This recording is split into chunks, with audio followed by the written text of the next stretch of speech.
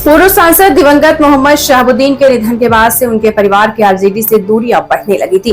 लालू यादव के बेहद करीबी रहे मोहम्मद शहाबुद्दीन के आरजेडी के संस्थापक सदस्य रहे, लेकिन दूरियां इस कदर बढ़ गईं कि 2024 के लोकसभा चुनाव में शहाबुद्दीन की पत्नी हिना शहाब ने निर्दलीय चुनाव लड़ा, लेकिन एक बार फिर से दोनों परिवारों के बीच नजदीकियां बढ़ती दिख रही हैं।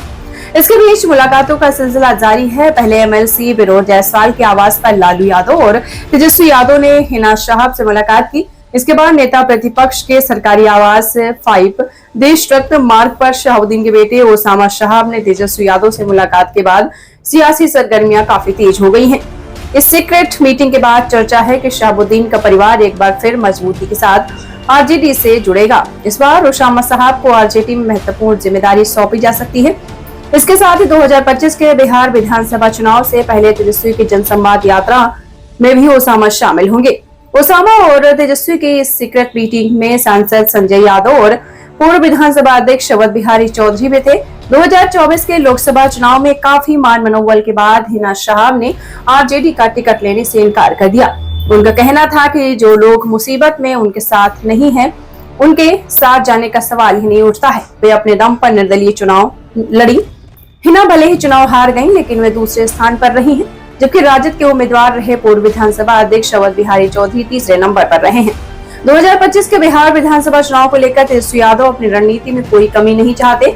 वे भली बात जानते हैं कि आरजेडी को माई मुस्लिम यादव समीकरण पर टिकी है। पिता लालू यादव के बनाए गए इस समीकरण में फूट हुई तो खामियाजा भुगतना ही पड़ेगा। बिहार के मुस्लिम समाज में अभी भी शहाबुद्दीन के नाम की सहानुभूति है। उनके परिवार का आरजेडी से अलग होना आरजेडी को नुकसान पहुंचा सकता है। वहीं दूसरी तरफ हिना शहाब भी समझ चुकी है कि आरजेडी ही उनके लिए सही है। 2024 के लोकसभा चुनाव में हिना शहाब ने शहाबुद्दीन के शुरुआती दिनों के समीकरण के आधार पर चुनाव लड़ा।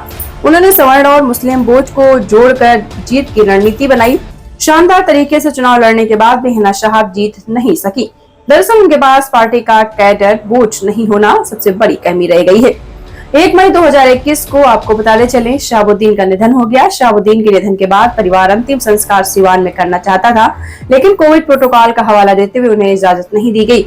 इसके बाद आईटीआई के पास वाले कब्रिस्तान में शहाबुद्दीन को दफनाया गया, लेकिन इस पूरे मामले में लालू यादव के परिवार का कोई व्यक्ति सामने नहीं आया, जबकि उस समय लालू यादव और उनके बेटे दिल्ली में थे। हालांकि बाद में लालू यादव के बड़े बेटे तेज प्रताप यादव सिवान पहुंचे और शहाबुद्दीन के गाँव प्रतापपुर जाकर फैसलों से मुलाकात की, लेकिन शहाबुद्दीन के समर्थक लालू यादव और तेजस्वी के नहीं आने से खफा थे।